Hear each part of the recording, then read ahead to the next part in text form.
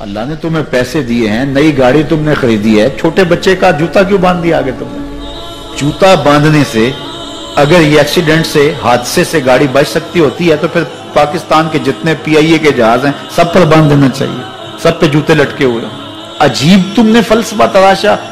کسی نے جو ہے وہ کالی رنگ کی پٹی باندھ دی نیچے, اس سے اس کو نظر نہیں لگے گی. گھوڑے کے پاؤں کے نیچے جو کھری لگی ہوئی ہوتی ہے, کچھ لوگوں نے اپنے گھروں میں وہ باندھی ہوئی ہوتی ہے کہ اس سے ہمارے گھر کے اندر کوئی مصیبت نہیں آئے گی, کوئی تکلیف نہیں آئے گی. کسی نے ہنڈیا اپنے گھر کے اوپر الٹی رکھی ہوئی ہوتی ہے, یہ ہنڈیا بچا لے گی. اور میاں ہنڈیا کیا بچائے گی تجھے؟ اللہ کے قہر سے کچھ نہیں بچا سکتا. جب تمہارے اوپر کوئی مصیبت نازل ہونی ہے تو کچھ نہیں بچا سکتا. اگر بچنا چاہتے ہو تو پھر اللہ سے استغفار کرو, اللہ تعالیٰ کی تسبیح کرو, اللہ کی تحلیل کرو, میرے حضور پہ درود پڑھو, پھر دیکھنا کہ مصیبتیں ٹلتی ہیں یا نہیں ٹلتی. تو یہ خام خواہ کے رکیے, اور یہ عامل لوگ جو ہیں ان کا تو کام ہی یہی ہے.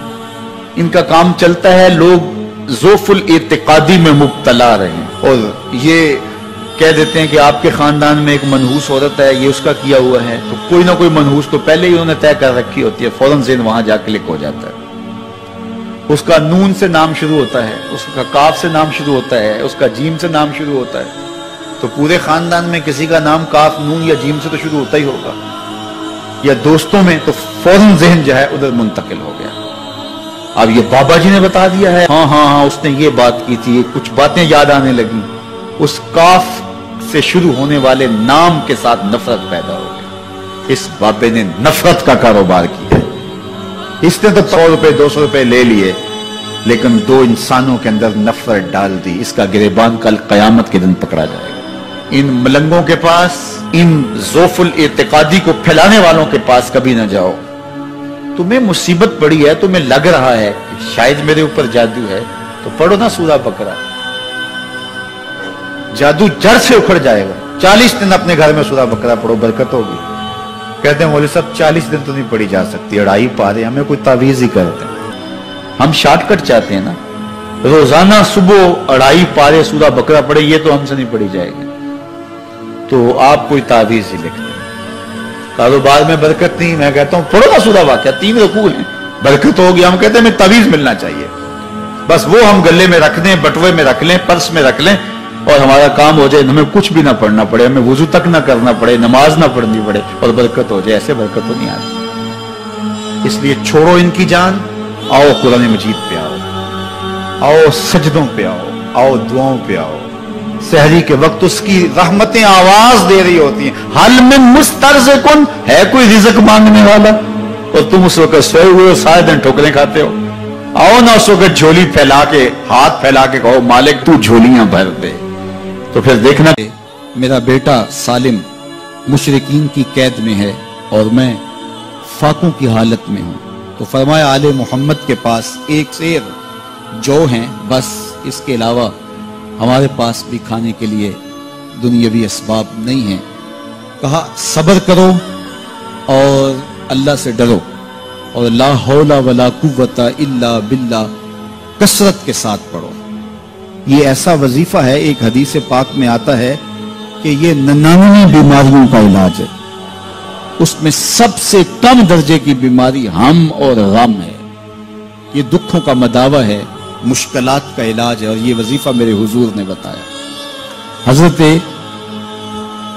ابو ذر غفاری رضی اللہ تعالیٰ عنہ کو حضور نے 5 چیزیں بتائی تھی. ان میں سے 5ویں چیز یہ تھی کہ ابو ذر کثرت کے ساتھ لا حول ولا قوت الا باللہ پڑھا کرو.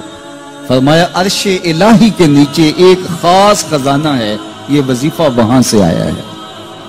یہ زندگی میں معمول بنا لو, جب پھنس جاؤ, مشکلات میں آ جاؤ, تو لا حول ولا قوت الا باللہ پڑھو, اللہ راستے کھولے گا. تو حضور نے 3 چیزیں فرمائی, اللہ سے ڈرو, صبر کرو, اور کثرت کے ساتھ لا حول ولا قوت الا باللہ پڑھو.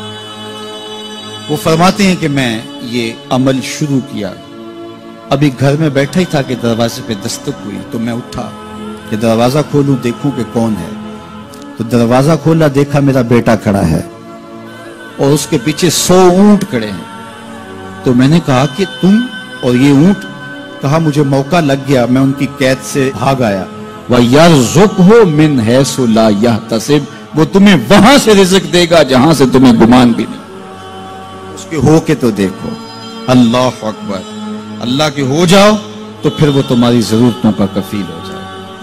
فرمایا حضرت عبداللہ ابن مسعود رضی اللہ تعالیٰ عنہ نے کہ کسی شخص کو فقر و فاقہ آ جائے تو وہ لوگوں کو بتائے کہ میں آج کل بڑے مشکل حالات میں ہوں، ہر وقت لوگوں کو بتاتا رہے تو اس کی مشکل بڑھے گی، اس کی مشکلیں آسان نہیں ہوں گی اس طرح۔ اور اگر وہ اپنی اس مشکل کو کسی سے شیئر نہ کرے بلکہ مصلی بچھا کے اپنے رب سے کہے کہ مالک فقر و فاقہ آ گیا ہے اور اس کا علاج تیرے پاس ہے، اس مرض کا مداوع تیرے پاس ہے۔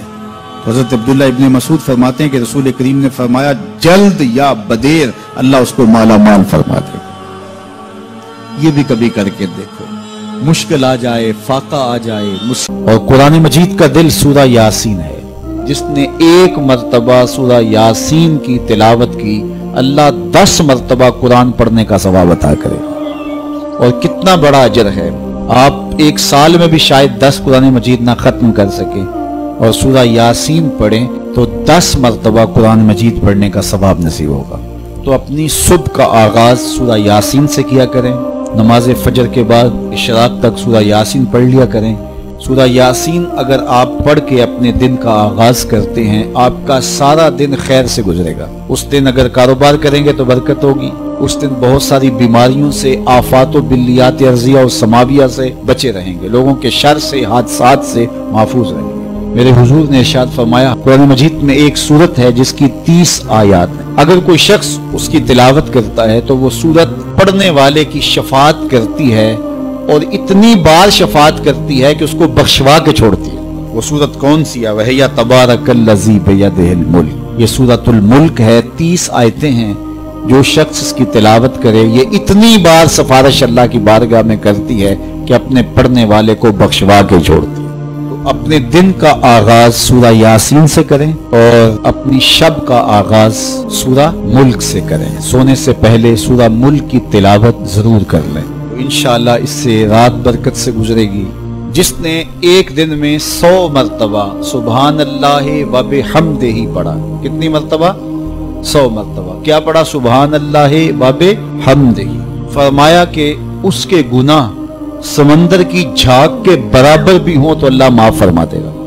تو یہ اپنے وظائف میں شامل کر لیجئے، سبحان اللہ و بحمدہ۔ اور حدیث بخاری ہے کہ 2 کلمے ایسے ہیں جو اللہ کو محبوب ہیں اور زبان پر مشکل نہیں، زبان پر بڑے آسان ہیں، اور جب میزان پہ رکھے جائیں گے تو پلڑے کو جھکا دیں گے، بڑے بھاری ہیں میزان پہ۔ وہ 2 کلمے یہی ہیں، سبحان اللہ و بحمدہ، سبحان اللہ العظیم۔ تو اگر اس کو 100 مرتبہ روزانہ پڑھے تو سمندر کی جھاگ کے برابر بھی گناہ ہو تو اللہ معاف فرما دیتا ہے۔ اللہ فرماتا ہے ما یفعل اللہ بعذابکم، وہ تمہیں عذاب دے کے کیا کرے گا؟ ذرا لہجہ دیکھیے، ذرا انداز، ما یفعل اللہ بعذابکم، وہ تمہیں عذاب دے کے کیا کرے گا؟ تم اس کی مخلوق ہو، اپنے دستے قدرت سے اس نے تمہیں بنایا ہے، تو وہ تمہیں عذاب دے کے کیا کرے گا؟ اس کی ضرورت نہیں ہے کہ تمہیں عذاب دے، نہ اس کی چاہت ہے کہ تمہیں عذاب دے، کوئی خود چھلانگے لگائے تو اس کی مرضی۔ فرمایا کہ ما یفعل اللہ بعذابکم، وہ تمہیں عذاب دے کے کیا کرے گا؟ ان شکرتم و آمنتم، اگر تم شکر ادا کرو اور ایمان لاؤ تو وہ تو قدردان ہے جو کوئی اس کا شکر کرتا ہے اور جو اس پر ایمان لاتا ہے۔ تو اللہ اس کے لیے عذاب نہیں رکھا، اس کے لیے رحمتیں رکھی ہوئی ہیں۔ تمہیں دستے قدرت سے بنایا ہے اور وہ تمہیں خوش دیکھنا چاہتا ہے، تمہیں خوشحال دیکھنا چاہتا ہے، تمہیں سرشار دیکھنا چاہتا ہے، تمہیں نہال دیکھنا چاہتا ہے، تمہاری زندگی کو خوشگوار دیکھنا چاہتا ہے۔ تم نے اپنے آپ کو خود اپنے اعمال کی وجہ سے مصیبتوں میں ڈالا ہے، تو کہا شکر کرنے کی عادت ڈال لو، دیکھنا پھر اللہ تعالیٰ جل شانہ کی رحمتیں تمہارے اوپر کس طرح اترتی ہیں، اس کی نوازشیں تمہارے اوپر کیسے برستی ہیں۔ توکل اگر ہم سیکھ جائیں تو توکل ایک ایسی دولت ہے کہ جو خوشحال زندگی کی ضمانت بنتی۔ جب ہم اللہ پر توکل نہیں کرتے اور ہم سمجھتے ہیں یہ سب کچھ ہماری محنت کا نتیجہ ہی ہوگا، اور نتیجہ جب نہیں آتا تو پھر ہم بے چین مضطرب ہو جاتے ہیں، اور جب ہم اس پہ توکل کر لیں تو پھر ہمارا صرف اتنا ہی کام ہے کہ میاں ہم یہ کام کر رہے ہیں، بس یہ حکم، ہم بیج بو رہے ہیں، بس یہ حکم ہے اور بو رہے ہیں، باقی اس پہ بھروسہ ہے، یہ کام اس کا ہے کہ اس نے اس کو اگانا ہے، اس کے اوپر پھل لگانے ہیں۔ تو جب اس پہ توکل ہو جائے تو بندہ سوکھا رہتا ہے، ورنہ بندہ مشکل میں مبتلا ہو جاتا ہے۔ بسا اوقات ایسا ہوتا ہے کہ بندہ ایک منصوبہ تیار کرتا ہے، اس کا عملی نتیجہ اس کو سامنے نظر آ رہا ہوتا ہے، لیکن نتیجہ بالکل الٹ جاتا ہے۔ سید علی المرتضیٰ فرماتے ہیں میں نے اپنے ارادوں کی شکست سے ہی اپنے رب کو پہچانا ہے، کہ میں ایک منصوبہ تراشتا ہوں کہ یہ اور یوں ہوگا اور وہ ہونا چاہیے، لیکن نتیجہ وہ نہیں آتا، تو کوئی طاقت ہے اس کا جو نتیجہ بدل دیتی ہے۔ تو بندہ اس طاقت پہ یقین کرتے، اس پہ توکل کر کے جو ہے وہ اس پہ بھروسہ کر لے تو زندگی سوکھی ہو جاتی ہے۔ مغرب میں جو اللہ پر یقین نہیں رکھتے وہ خودکشی کر لیتے ہیں کہ یہ کیوں ہو گیا، ایسا نہیں ہونا چاہیے تھا، لیکن ہم خودکشی اس لیے نہیں کرتے، ہم کہتے ہیں میرا رب جس طرح چاہے اس طرح ہی ہوتا ہے، جو اس نے طے کیا ہوا ہے وہ کر کے رہتا ہے، اس لیے تم اس پہ توکل کر لو اور اس پہ بھروسہ کرو۔ حضور علیہ الصلوۃ والسلام نے فرمایا لو انکم توکلون علی اللہ حق توکلہ، اللہ پر توکل کرنے کا جو حق ہے اگر تم وہ ادا کر دے تو فرمایا اللہ تمہیں ایسے رزق عطا کرے جیسے پرندوں کو عطا کرتا ہے۔ ہمارا تو کاروبار ہے، یہ فیکٹری ہے، یہ دکان ہے، یہ ہماری نوکری ہے، ہم نے یہاں سے کمائی کرنی ہے۔ پرندوں کا کوئی کاروبار نہیں ہوتا، کوئی نوکری نہیں ہوتی، کوئی ٹھیا، کوئی اڈا نہیں ہوتا جہاں جا کے انہوں نے رزق کے لیے کوئی آغاز کرنا ہوتا ہے، بلکہ حضور نے فرمایا تغدو خماسا وتروح بطانا، جب وہ صبح گھر سے نکلتے ہیں تو خالی پیٹ نکلتے ہیں اور انہیں کوئی اپنی منزل کا تعین نہیں ہوتا، جدھر خیال آیا اڑ گئے ادھر، لیکن کبھی ایسا نہیں ہوا کہ شام کو خالی پیٹ واپس آئے ہوں، کہا وہ پیٹ بھر کے آتے ہیں۔ باہو بولے بن توکل پنچھی اڑ دے، خرچ نہ پلے زیرا ہو، جب گھر سے اڑتے ہیں تو ان کے پلے نہ کوئی خرچ ہوتا ہے، نہ راس المال ہوتا ہے، نہ کوئی اوزار ہوتے ہیں، نہ کوئی ہتھیار ہوتے ہیں، کچھ بھی نہیں ہوتا، یوں ہی گھر سے نکلتے ہیں، کبھی بھی خالی پیٹ نہیں آئے۔ فرمایا اگر اللہ پہ پرندے توکل کر لیں تو اللہ اسے بھی عطا کرتا ہے، تم توکل کرو گے تو تمہیں عطا نہیں کرے گا۔